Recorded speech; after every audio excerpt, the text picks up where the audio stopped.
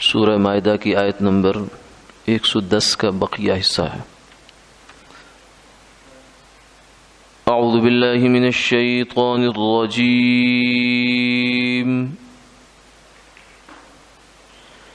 بسم اللہ الرحمن الرحیم۔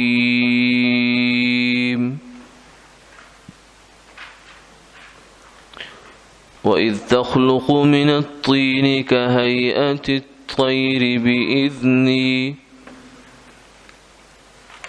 فَتَنفُخُ فِيهَا فَتَكُونُ طَيْرًا بِإِذْنِي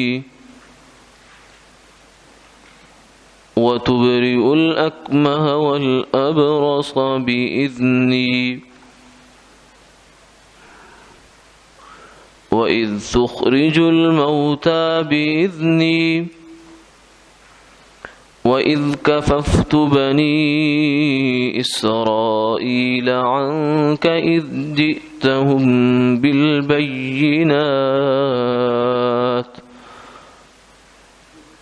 فَقَالَ الَّذِينَ كَفَرُوا مِنْهُمْ مِنْ هَذَا إِلَّا سِحْرٌ مُبِينٌ۔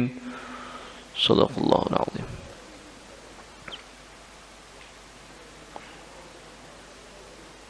اور جب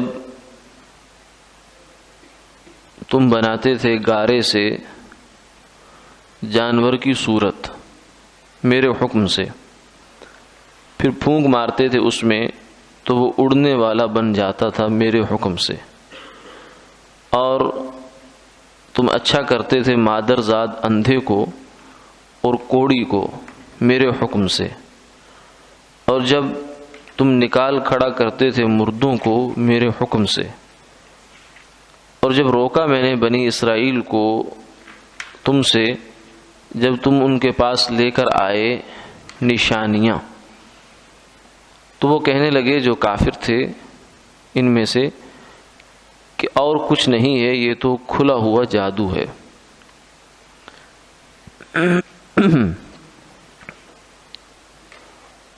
آیت کے گزشتہ حصے میں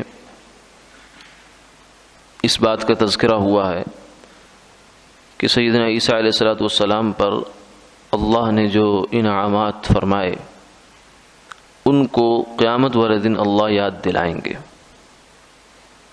کہ آپ کے ساتھ میں نے یہ انعام کیا، یہ کیا، یہ کیا، یہ کیا۔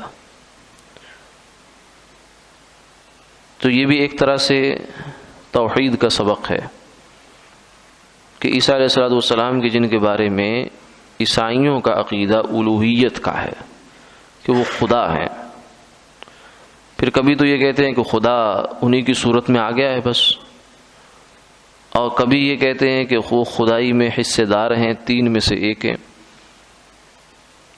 تو مختلف طریقے سے ان کا الوہیت ثابت کرتے ہیں۔ تو یہاں یہ بتایا جا رہا ہے کہ خدا وہ نہیں ہے، خدا وہ ہے جنہوں نے ان پر اتنے انعامات کیے کہ جن کی وجہ سے تمہیں خدائی کا شبہ ہونے لگا۔ خدا وہ ہے، یہ تو اس کے بندے ہیں، اس لیے کہ جب ان سے پوچھا جا رہا ہے کہ یہ تو وہ ایک ایک انعام مانتے چلے جا رہے ہیں۔ تو جس پر انعام ہوتا ہے وہ بھی کوئی شک نہیں کہ بہت ذی احترام ہوتا ہے، لیکن اصل سوال تو یہ ہے کہ انعام کرنے والا کون ہے؟ خدا تو وہ ہے جس نے انعام کیا ہے۔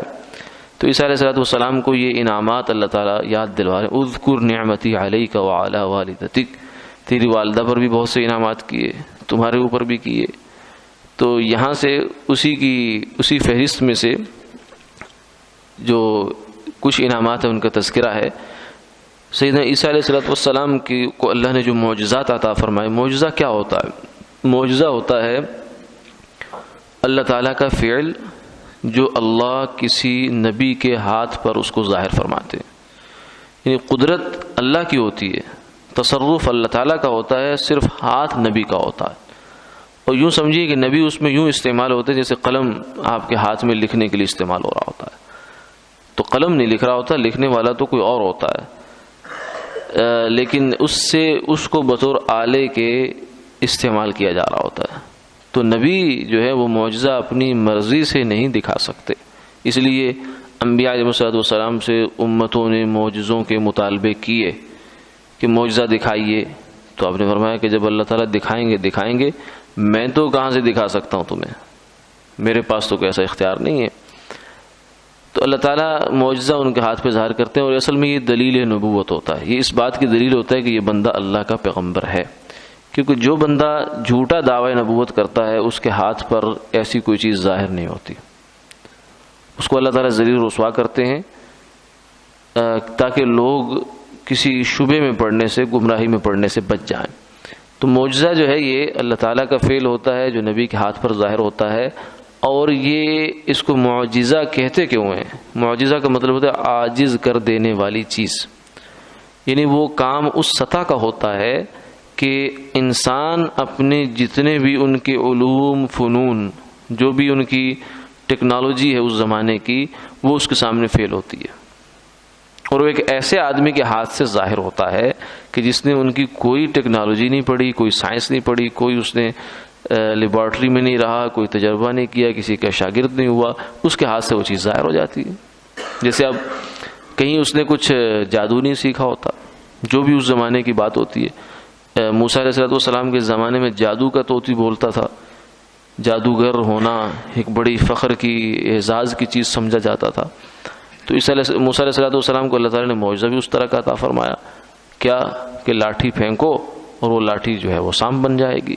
تو اب کون سی جادو ایسا تھا جو کہ لاٹھی کو سانپ بنائے اور اتنا بڑا اژدہا بنائے کہ وہ سارے میدان کے جتنے سانپ جادوگروں نے بنائے تھے سب کو نگل کر ڈکار مار جائے؟ اتنا بڑا اژدہا اور ایسے کون کر سکتا ہے؟ اس لیے جو دیکھیں فرعون بہت بڑی سلطنت تھی اس وقت اس کی، اور اس کے پاس حشم و خدم اور مال دولت کتنا زیادہ ہوگا، اور اس نے چوٹی کے جادوگر بلائے تھے۔ ظاہر ہے کہ مقابلہ جب موسیٰ علیہ السلام سے تھا تو اس نے یہ تو نہیں کہ کوئی تھرڈ کلاس قسم کے جادوگر بلا لی ہوں، نہیں، بلکہ اس نے جادوگروں کی پوری جماعتوں کی جماعتیں بلائی کہ آؤ اور آ کر مقابلہ کرو۔ تو اس موقع پر جو جادو میں اور معجزے میں فرق واضح ہوا، ورنہ ایک عام آدمی کے لیے ہو سکتا ہے یہ کہہ سکتا ہے وہ کہ مجھے کیا خبر کہ جادوگر بھی رسی ڈالتا ہے تو اس سے سانپ بن جاتا ہے، اور موسیٰ علیہ السلام نے لکڑی ڈالی تو وہ سانپ بن گئی، میرے لیے کیا بات، مجھے کیا پتہ چلے گا کہ اس میں سے صحیح بات کیا ہے، معجزہ کون سا ہے اور جادو کون سا ہے؟ تو یہ جو فرق ہوتا ہے یہ اہل نظر پہچانتے ہیں، اس فن والے پہچانتے ہیں۔ جیسے قرآن پاک معجزہ ہے، ہم کہتے ہیں کہ یہ بلاغت کا معجزہ ہے، یعنی اتنا ہائی کلاس اور اعلیٰ قسم کی بلاغت اس کے اندر استعمال ہوئی ہے کہ عام انسان ایسا کلام بنا نہیں سکتا۔ لیکن اب ہمیں تو نہیں پتہ، ہمیں پتہ کس سے چلے گا؟ ہمیں پتہ اس سے چلے گا کہ جو عربی زبان کے اس وقت کے اعلیٰ درجے کے پائے کے شاعر لوگ تھے، 7 بڑے بڑے شاعر تھے، ان کو 7 معلقات کہتے، جن کا کلام گویا کہ عرب میں اس وقت لٹکایا جاتا تھا بیت اللہ کے اندر۔ ان میں سے ایک شاعر جو تھے مسلمان ہو گئے، لبید ان کا نام تھا رضی اللہ تعالیٰ عنہ۔ ان سے سیدنا عمر رضی اللہ تعالیٰ عنہ نے سوال کیا، کہا کہ لبید کوئی شعر سناؤ۔ تو انہوں نے کہا کہ سورہ کوثر کے آ جانے کے بعد بھی کسی شعر کی کوئی گنجائش رہتی ہے؟ گویا کہ کہنا یہ چاہا کہ سورہ کوثر کے بعد شعر کو سنانے کا مطلب یہ ہے کہ مخمل میں ٹاٹ کا پیوند لگانا، یعنی اس کے کلام کے سامنے میرے شعر کی حیثیت کچھ نہیں ہے، میرا کوئی پایہ نہیں ہے۔ لٹریچر میں اگر ان دونوں کو سامنے رکھ کے دیکھا جائے تو جیسے آج ایک شعر ہم کہیں جو رکشوں کے پیچھے، ٹرکوں کے پیچھے شعر لکھا ہوتا ہے، اور ایک شعر کو غالب اور میر کا ہمیں سنایا جائے کسی بھی تھوڑے سے باذوق آدمی کو، تو آدمی بہت واضح طور سے فرق پہچان لیتا ہے کہ نہیں یار یہ کچھ ہے، یہ کچھ ہے۔ تو اسی طریقے سے جو ہے نا وہ لبید نے کہا کہ رضی اللہ عنہ کہ شاعری کی اب گنجائش ختم ہے، قرآن پاک سے عمدہ کلام ہم لا نہیں سکتے، اس سے نیچے نیچے پھر شاعری کرنے کا فائدہ کیا؟ تو یہ گویا کہ کہنے والوں نے کہا کہ لبید کا یہ کہنا اصل میں عرب کی پوری بلاغت کا قرآن پاک کے سامنے سجدہ ریز ہونا ہے۔ پوری بلاغت، پوری شاعری، پورا لٹریچر ان کا قرآن پاک کے سامنے سجدہ ریز ہوا ہے۔ تو ہم تو اسی چیز سے پہچانیں گے۔ اسی طریقے سے جادوگروں نے جب وہ آئے اور رسیاں ڈالیں اور جناب معجزہ دکھایا، اپنا جادو دکھایا، فن دکھایا، تو موسیٰ علیہ السلام نے اژدہا ڈالا اپنا عصا ڈالا جس سے اژدہا بن گیا. تو یہاں اب معجزے کا اور جادو کا فرق واضح ہوتا ہے، کیونکہ جادو جو ہوتا ہے یہ اصل میں یہ اسی کائنات کے ہی قوانین کو کام میں لا کر کام کیا جاتا ہے، یہ نظر نہ آنے والے قوانین ہوتے ہیں. کیونکہ جیسے پہلے کسی زمانے میں تو خیر اس بات کو سمجھنا شاید مشکل تھا، لیکن آج کے زمانے میں کچھ سمجھنا مشکل نہیں ہے کہ اس کائنات کے اندر یہ جو ہمارا نظام ہے، مادی نظام ہے، میٹیریل کا نظام ہے، اس کے اندر قوانین ہیں، فطرت کے قوانین ہیں، جس کو آپ لاز کہہ سکتے ہیں، ایسے جو اس کے کوئی کشش کہتا ہے، کوئی اس کو کچھ اور کہتا ہے. بہرحال کچھ قوانین ہیں جن کے تحت چیزیں کام کرتی ہیں، پانی، آگ، یہ وہ فلاں فلاں. تو ان میں سے کچھ قوانین تو بالکل واضح واضح نظر آتے ہیں، کچھ نظر نہیں آتے.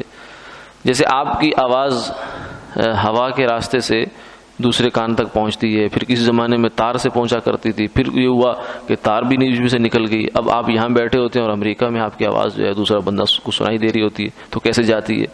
تو ایک پورا سسٹم ہے. اس سسٹم کو بنانے والے نے بنایا ہے، سمجھنے والے سمجھ رہے ہیں اور چلانے والے چلا رہے ہیں اس کو. یہ سب کچھ جو ہے یہ اسی قوانین فطرت کے تحت ہے جو اس کائنات میں ہے.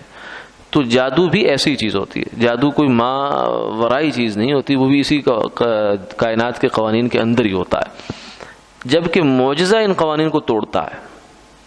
معجزہ اس بات کا اظہار ہوتا ہے کہ یہ کام اس کائنات کے اندر کسی موجود ہستی کا طاقت کا نہیں ہے، یہ باہر کی کسی طاقت کا کام ہے، وہ خدا ہے. تو معجزہ گویا کہ نبی کی نبوت کی دلیل بھی ہوتا ہے اور خدا کی خدائی کی دلیل بھی ہوتا ہے. کیونکہ نبی کی نبوت مانے یا خدا کی خدائی مانے بات ایک ہے. نبوت بغیر خدائی مانے ہو نہیں سکتی اور خدائی مانے بغیر نبوت کے ہو نہیں سکتا. تو ایک ہی وقت میں معجزہ نبی کی نبوت کی دلیل بھی ہوتا ہے اور خدا کی خدائی کی دلیل بھی ہوتا ہے کہ اس کائنات کے قوانین سے یہ باہر کی بات ہے. تو جب انہوں نے جادوگروں نے اپنی رسیاں پھینکی ہیں تو ادھر موسیٰ علیہ السلام وہ سارے جو ہے وہ رسیاں سانپ بن کے چلنا شروع ہو گئی. یخیل الیہ من سحرہم انہا تسعی، ایسا ہو گیا کہ جیسے سانپ بن رہے ہیں. تو فاوجس فی نفسی خیفۃ موسیٰ، قرآن پاک کہتا ہے کہ موسیٰ علیہ السلام نے کچھ تھوڑا سا اندیشہ محسوس کیا. تفسیریں دو ہیں. بعض حضرات کہتے ہیں اندیشہ اس بات سے کہ لوگ کہیں کسی فتنے میں نہ پڑ جائیں، کیونکہ اس وقت حق اور باطل کا مارکہ اپنے پیک پر ہے. آج فیصلہ ہونا ہے کہ حق کیا ہے، باطل کیا ہے. فرعون کا انا ربکم الاعلی کا دعویٰ ٹھیک ہے یا میرا دعویٰ یہ ہے کہ جو اللہ تعالیٰ نے مجھے کہا انی انا اللہ لا الہ الا انا فاعبدنی، یہ ٹھیک ہے. تو اس چیز کا خوف محسوس ہوا. تو بہرحال اللہ تعالیٰ کے حکم سے موسیٰ علیہ السلام نے عصا ڈالا ہے. جب عصا ڈالا تو وہ جناب اتنا بڑا اژدہا کہ اس نے پورے میدان میں چکر لگایا اور سب کو نگل گیا، ختم. تو یہاں اب کیا ہوا؟ اب جادوگروں نے، کیونکہ وہ فن جانتے تھے، انہیں پتا تھا کہ اس دنیا میں کہ جو جتنے قوانین ہیں چیزوں کو بدلنے عدلنے کے اور جادو کرنے کے، آنکھوں پہ پٹی باندھنے کے، حقیقتیں بدلنے کے، وہ ہم جانتے ہیں. اس سب کا اینڈ ہم نے دیکھا ہوا ہے. تو یہ جو کہانی ہے یہ اس کی نہیں ہے، یہ کچھ اور بات ہے، یہ کسی اور دنیا کی بات ہے. یہ اس دنیا کی چیز نہیں ہے، یہ طاقت یہاں کی نہیں ہے، نہ یہ بندہ اس دنیا کے کسی استاد کا شاگرد ہے، نہ یہاں کسی کا وہ ہے. لہذا کیا کیا؟ فَأُلْقِيَ السَّحَرَةُ سَاجِدِينَ.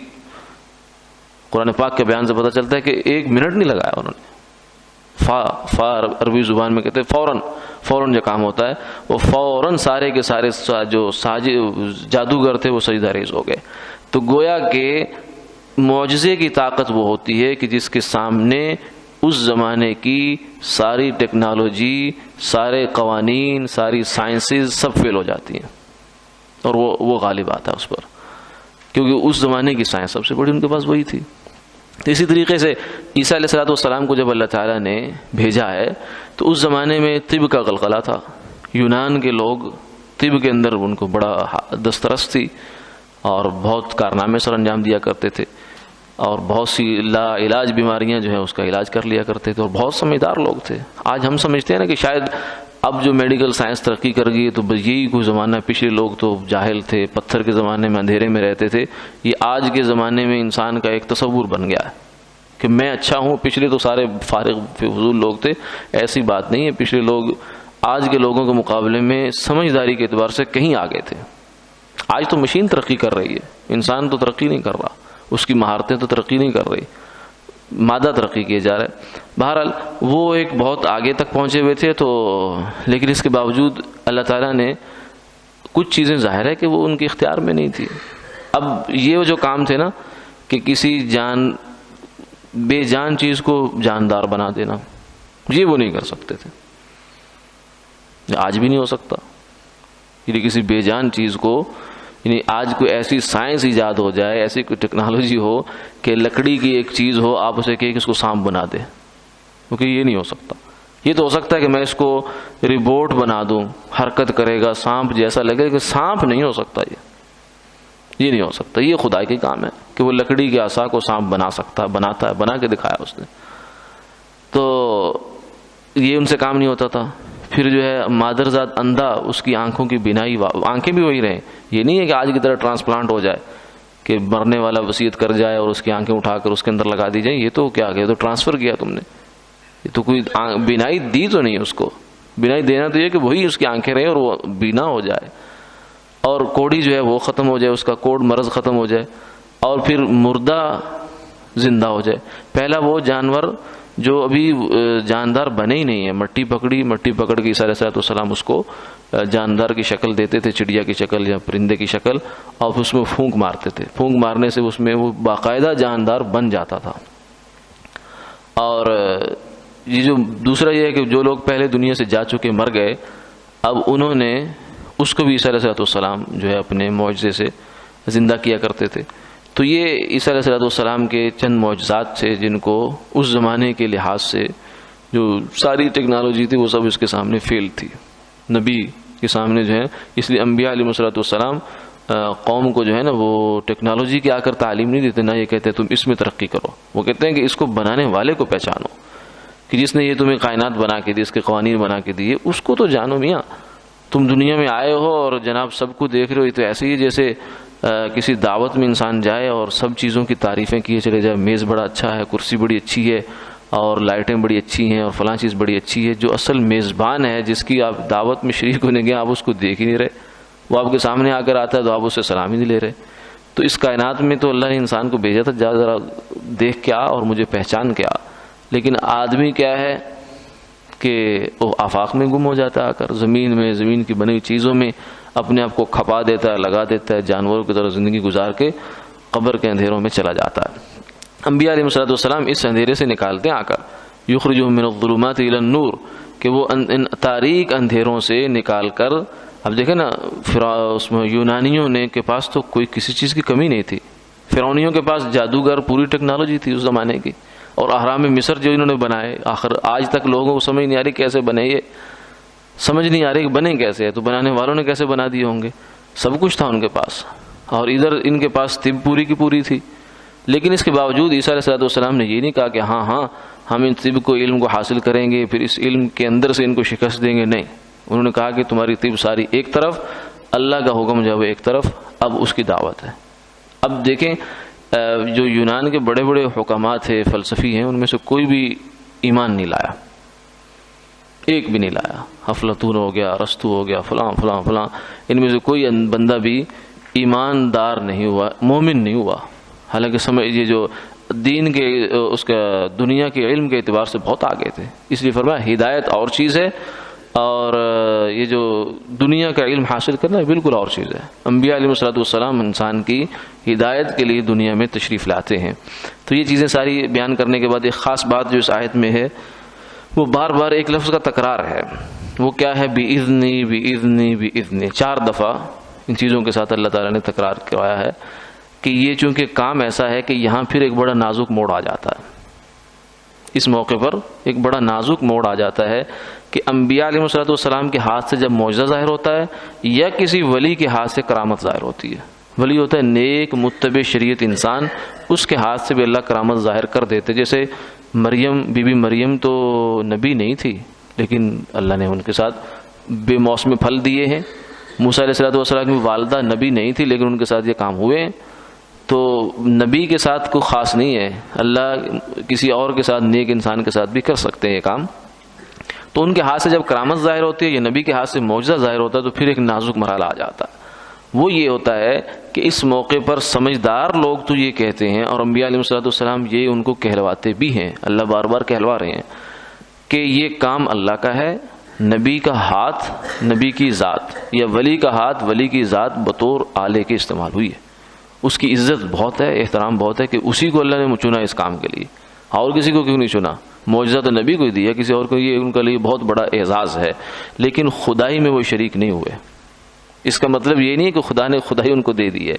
جیسے قلم لکھتا ہے تو اس کا مطلب یہ تھوڑی ہے کہ جو لکھنے کی صلاحیت ہے وہ آپ نے قلم کو شفٹ کر دی ہے کہ اب قلم خود ہی سارے مضامین لکھا کرے گا، نہیں، بلکہ وہ آپ نے اس کو استعمال کیا ہے، وہ پاکیزہ ہے، وہ محترم ہے، آپ اس کا بہت احترام کریں گے، ادب کریں گے، کہ اعلیٰ علم ہے وہ، لیکن اس کے باوجود وہ تصرف کا اختیار اس کو نہیں ہے۔ یہی حال جو ہے وہ انبیاء علیہ الصلوۃ والسلام اور اولیاء کرام کا ہوتا ہے کہ ان کے ہاتھ سے اللہ تعالیٰ اس طرح کی چیزیں ظاہر کرتے ہیں، لیکن دیکھنے والوں کو لگتا ہے کہ جیسے یہی دے رہے ہیں، وہ انہی کو دینے والا سمجھ لیتے ہیں۔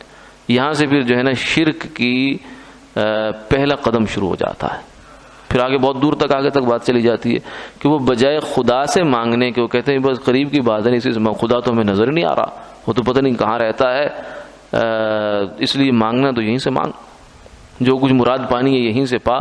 تو یہ پھر کہانی ادھر سے شروع ہوتی ہے اور نتیجتاً پھر جو ہے آگے خطرناک موڑ اس پہ آتے چلے جاتے ہیں آدمی کے۔ تو اس لیے عیسیٰ علیہ السلام سے اللہ نے جو وہاں تذکرہ ہوا ہے تو ہر جگہ فرمایا بِإِذْنِي بِإِذْنِي بِإِذْنِي بِإِذْنِي، کہ جو کچھ بھی ہو رہا تھا یہ میرے حکم سے ہو رہا تھا۔ حالانکہ عیسیٰ علیہ السلام کو پتہ ہے کہ اللہ کے حکم سے ہی ہو رہا ہے، نبی سے زیادہ اللہ کی معرفت کسی کو حاصل نہیں ہوتی، ان کو پتہ ہے کہ میں کیا ہوں اور اللہ کیا ہے، لیکن اس کے باوجود بِإِذْنِي کا تکرار یہ ہمیں سمجھانے کے لیے ہے اور عیسائیوں کو سمجھانے کے لیے کہ تم اس وجہ سے تم نے خدا بنا لیا ان کو، کہ ان کے ہاتھ سے اتنے معجزے ظاہر ہوئے۔ تو خدا بنانے کا کیا مطلب؟ خدا تو خدا نے ظاہر کیے ہیں، وہ مظہر ہیں، ظہور کی جگہ ہیں، لیکن خدائی میں حصے دار نہیں ہیں۔ اس سے آگے فرمایا کہ اللہ تعالیٰ نے جو ہے وہ عیسیٰ علیہ السلام کی اس سے بھی حفاظت فرمائی جب بنی اسرائیل نے ان کو مارنا چاہا، کیونکہ بنی اسرائیل جو ہے وہ ایک چیز پر جمے ہوئے تھے، وہ اب اس سے آگے بڑھنے کے لیے کسی نئے نبی کو ماننے کے لیے تیار آمادہ نہیں تھے۔ تو لازمی سی بات ہے جب عیسیٰ علیہ السلام اپنا دین لے کر آئے، اپنا پیغام اللہ کا لے کر آئے، تو وہ آپ کی جان کے در پہ ہو گئے، اور یہ تقریباً ہر نبی کو یہ اس کیفیت سے، اس آزمائش سے گزرنا پڑتا ہے کہ لوگ آرام سے نہیں مانتے بلکہ وہ ان کے جان کے دشمن ہو جایا کرتے ہیں۔ سچے لوگوں کے لیے یہ ایک آزمائش کا مرحلہ آتا ہے۔ تو یہاں فرمایا کہ اللہ تعالیٰ نے آپ کی حفاظت فرمائی۔ اس میں بھی یہ ہے کہ اللہ تعالیٰ نے نبی دو قسم کے ہوتے ہیں، کچھ نبی ایسے ہوتے ہیں کہ جن کو اللہ نے دنیا میں کوئی ان سے بڑا کام لینا ہوتا ہے، کوئی آگے ہدف ہوتا ہے جس سے بہرحال وہ پورا ہونا ہوتا ہے۔ جیسے آپ صلی اللہ علیہ وسلم سے بھی نبوت جو ہے اس کا ہدف تھا جزیرۃ العرب میں اسلام آپ کے ہاتھوں آئے گا، پھر اس کے بعد آپ کی امت کے ہاتھوں آئے گا، یہ ایک ہدف تھا۔ اور عیسیٰ علیہ السلام کا ایک ہدف ہے کہ وہ اتنی تبلیغ کریں گے، پھر وہ آسمان سے اتریں گے، پھر جائیں گے کہ قرب قیامت میں آئیں گے۔ اور موسیٰ علیہ السلام کا بھی ایک ہدف تھا۔ تو ایسے جو انبیاء علیہ السلام ہوتے ہیں ان کے ساتھ تو اللہ کی حسی اور ظاہری مدد کا وعدہ یقیناً ہوتا ہے، اللہ تعالیٰ ان کی حفاظت کرتے ہیں، ان کو پھر کافر ان کو کچھ نہیں کر سکتے، ان کو اتنا نقصان نہیں پہنچا سکتے کہ جس سے ان کا سارا وہ مشن اور سارا کام سبوتاژ ہو جائے، ایسا نہیں ہو سکتا۔ لیکن کچھ انبیاء علیہ السلام ایسے ہوتے ہیں کہ جن کو اللہ تعالیٰ صرف اتمام حجت کے لیے بھیجتے ہیں کہ جاؤ لوگوں کو سمجھا دو بات جا کر، تاکہ ان کو قیامت والے دن یہ نہ کہہ سکے لِأَلَّا يَكُونَ لِلنَّاسِ عَلَى اللَّهِ حُجَّةٌ بَعْدَ الرُّسُلِ، کہ رسول آ جانے کے بعد لوگوں کے پاس کوئی دلیل، کوئی عذر نہ باقی رہ جائے، اس کے سمجھانے کے لیے آتے ہیں۔ تو ان انبیاء علیہ السلام کے ساتھ دنیا میں ظاہری غلبے کا وعدہ نہیں ہوتا، اس لیے حضرت زکریا علیہ السلام، حضرت یحییٰ علیہ السلام اور دیگر بہت سے انبیاء جو ہیں ان کو شہید بھی کیا گیا۔ بنی اسرائیل میں تو 70 جو نبی ہیں قوموں نے ان کو ایک ایک وقت میں آئے اور پھر ان کو شہید بھی کیا گیا۔ تو اس سے یہ اصول نہیں اخذ ہو سکتا کہ جہاں بھی کسی کو شہید کیا گیا تو گویا کہ وہ اس کا کام میں کوئی نقص تھا، نہیں، ایسی بات نہیں ہے۔ یہ اللہ تعالیٰ کے اپنے نظام ہے، وہ کہیں جو ہے وہ دین کا کام کرنے والوں کو ظاہراً ناکام بھی کر دیتا ہے اور کہیں وہ ان کو کامیابی اور نتیجے بھی دیتا ہے۔ تو نتیجے سے ہونے نہ ہونے سے کسی کے حق یا ناکام ہونے کا فیصلہ نہیں ہو سکتا۔ وآخر دعوانا الحمدللہ۔